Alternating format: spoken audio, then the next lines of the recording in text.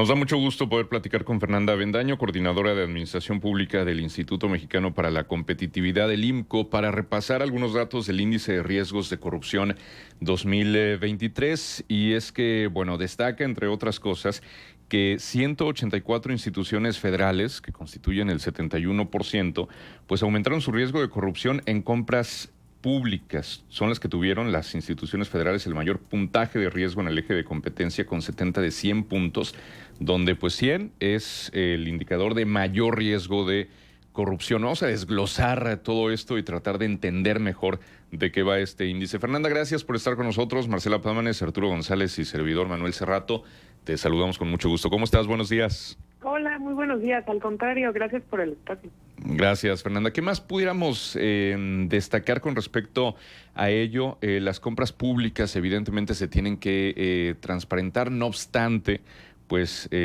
sigue habiendo muchísima opacidad en todos estos procedimientos. ¿Qué más nos puedes destacar de este índice de riesgos de corrupción y cómo lo elaboran? Sí, claro. Pues mira, como bien lo mencionas, uno de los ejes fundamentales en las compras públicas y en general en el uso de los recursos tiene que ver con la transparencia, la transparencia de la información, de los documentos, que esté además en un formato que sea accesible o al menos de una forma estructurada. Entonces, ese es el gran eje que medimos en el índice de riesgos de corrupción. Tenemos otros dos, que es no solo que haya transparencia en la publicación y en la información, sino también que se favorezca la competencia, que es una regla que está en absolutamente todas las leyes de competencia económica, favorecer que haya mayores proveedores, mayores empresas interesadas en participar, porque eso automáticamente, pues no necesariamente automáticamente, pero sí promueve que haya mejores ofertas, mejor calidad en los bienes y servicios que al final vamos a recibir las personas. Y el tercer eje es cumplimiento de la ley. Entonces, las leyes que están en materia de adquisiciones, en materia de obra pública, en materia de contrataciones, exigen ciertos lineamientos de publicación, de plazos, de proveedores. Entonces, cualquier incumplimiento de la ley, cualquier falta de competencia o de transparencia, aumenta el riesgo de corrupción en las compras, en particular en estas compras de las instituciones federales.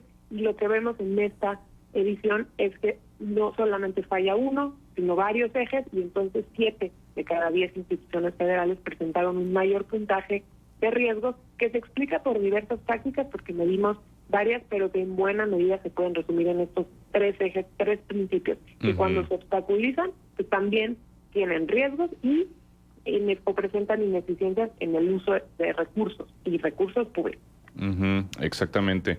Ahora también, Fernanda, destaca esto de las empresas fantasma. El año pasado las instituciones públicas federales adjudicaron 2,5 millones de pesos precisamente a empresas de este tipo.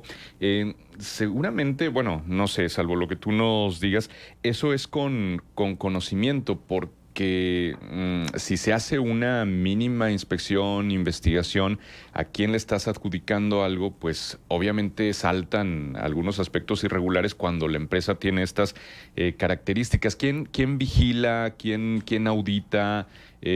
¿Cómo es que se llega a la adjudicación de tal cantidad de dinero a empresas que no están bien constituidas?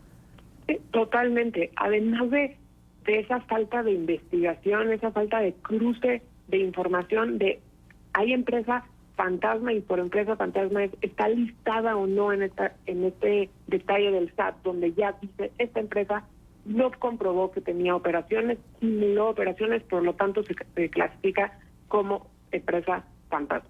Pero también están las empresas sancionadas por la Secretaría de la Función Pública. Ya tuvieron irregularidades en los contratos y aún así reciben contratos con otras instituciones o con las mismas. Esto no es una ilegalidad per se, pero sin duda levanta una bandera de por qué esos son los mejores proveedores y por qué no se hizo una investigación a lo mejor más exhaustiva para detectar a otros en el mercado.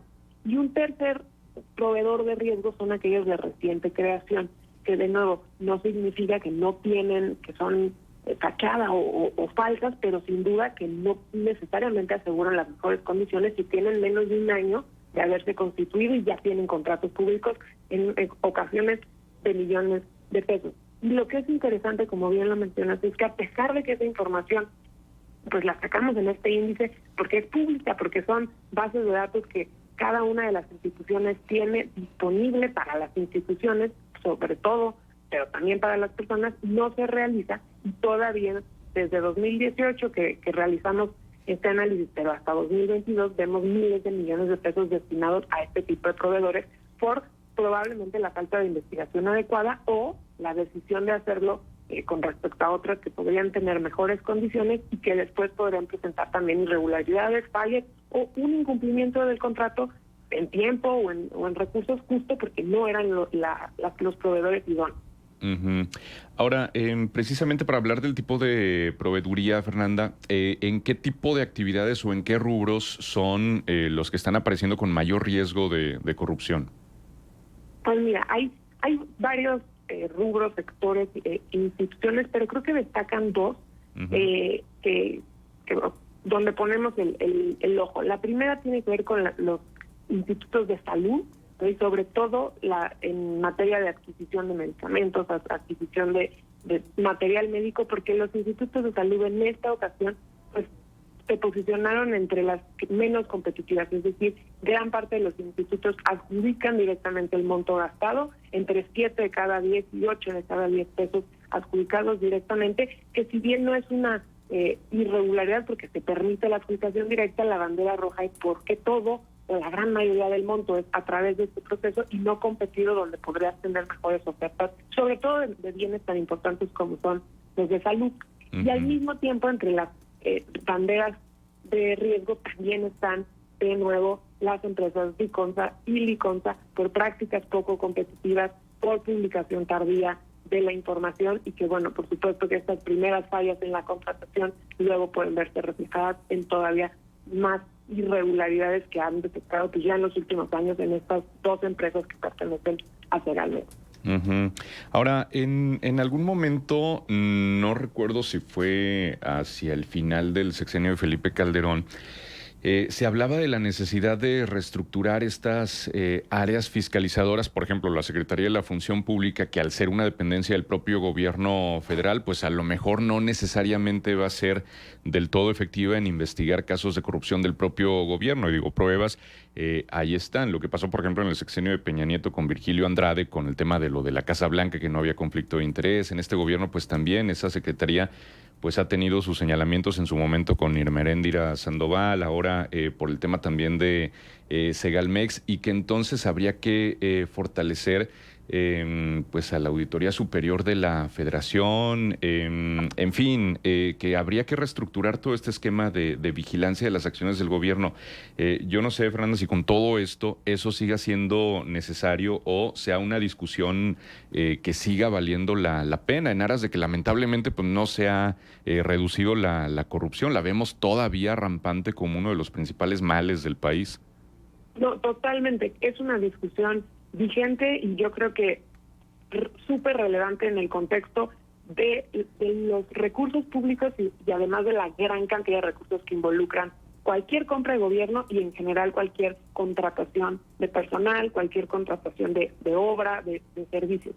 Y lo que es interesante es que la Secretaría de la Función Pública recientemente con las últimas reformas pues tuvo un cambio también de competencias, de facultades. Ahora ya tiene no solo la capacidad o la facultad de fiscalizar y monitorear el gasto público y a todas las personas que lo ejercen, sino también de llevar la política de contrataciones, de llevar la plataforma que a nivel federal conocemos como Compranet. Entonces, este nuevo, digamos, fortalecimiento, o que al menos eso se pretende por parte de la Secretaría de la Función Pública, es una oportunidad que no se debe dejar pasar, justo por la importancia que tiene y por los riesgos que vemos ya desde hace muchos años en el aumento de uso de recursos públicos y también en el riesgo de los mismos. Pero sin duda la Secretaría de la Función Pública tendrá el monitoreo, o ese sería el objetivo, de manera interna, de manera preventiva, o identificarlo en una etapa pues más temprana. Y luego está la Auditoría Superior de la Federación, ya una vez que se ejercieron todos los recursos, se pueda fiscalizar y que además hace un trabajo sumamente riguroso y exhaustivo, pero que últimamente vemos también un deterioro en el acatar las observaciones de la misma auditoría por parte de las instituciones. Entonces, sin duda, ese fortalecimiento de dos grandes instituciones de monitoreo, control y fiscalización se necesita, y que han dado ciertos elementos de, bueno, aquí está las reformas a la ley, pero ahora se necesita tomar acción para que no veamos estos riesgos un año tras otro, que desafortunadamente es lo que hemos visto en estos análisis desde 2018. Fernanda Avendaño, te saluda Arturo González, muy buenos días. Fernanda, con tu expertise, pudiéramos averiguar o profundizar un poco en las causas de este desinterés, de esta falta de acción para eliminar la corrupción en México, si es precisamente eso, una falta de voluntad, o en realidad hay una acción premeditada para desbaratar o para no avanzar en el tema de corrupción. ¿Qué es? ¿Dejadez o acción deliberada? Es una excelente pregunta, y aunque pues no creo que podamos generalizar, me parece que hay un poco de las dos, porque al menos en el ámbito de uso de recursos, que es y sobre todo de compras, que es un área vulnerable a la corrupción, por lo mismo, por la gran cantidad de recursos y de interacciones que involucra pues también con el sector privado, hay las dos. Identificamos esta falta de planeación, la falta de registro oportuno, de favorecer las mejores condiciones hasta para las mismas instituciones, que muchas veces es simplemente porque no se planea qué necesitan gastar, cuándo, cómo y cuáles son los bienes y servicios. Entonces, esta es la primera de no hay claridad, no hay suficiente herramientas, habilidades para poder hacerlo de manera adecuada desde el inicio, y que las irregularidades no vengan ya una vez que el contrato inició o posterior. Pero también está el otro elemento, que es cuando ya no se explica porque hay incumplimientos a la ley, a pesar de que le dice, porque no justifican realizar adjudicaciones directas a proveedores con irregularidades o a proveedores que no pudieron ni siquiera comprobar que ese era el objeto social, que ahí ya los riesgos aumentan, porque no es una falta de planeación, sino una decisión de no realizar, hacer el mejor uso, y por lo tanto tener implicaciones para las prácticas de corrupción o para cualquier otro delito o irregularidad donde hay colusión, hay síntomas de extorsión o soborno, y ya no necesariamente lo podemos atribuir a poca planeación o poca capacidad de ejercer el gasto adecuadamente. Muy bien, pues invitamos a la gente que nos escucha a que consulten el índice a través del portal imco.org.mx. Es el índice de riesgos de corrupción, donde se señala que en 2021 y 2022 los riesgos de corrupción en las compras públicas del gobierno federal aumentaron. Fer, ha sido un gusto conversar contigo. Muchísimas gracias por esto que nos aportas, y seguiremos, por supuesto, revisando el tema.